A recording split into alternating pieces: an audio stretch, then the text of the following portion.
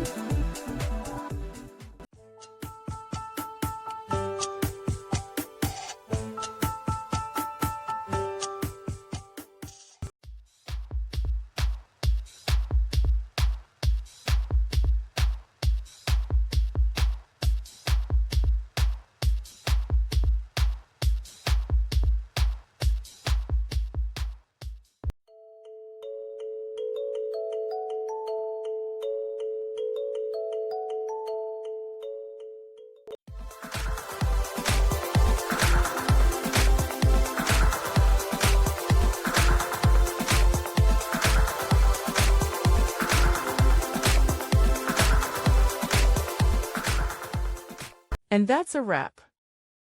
I hope you found the answer you were looking for. If you did, take a second to hit that subscribe button. It really helps out.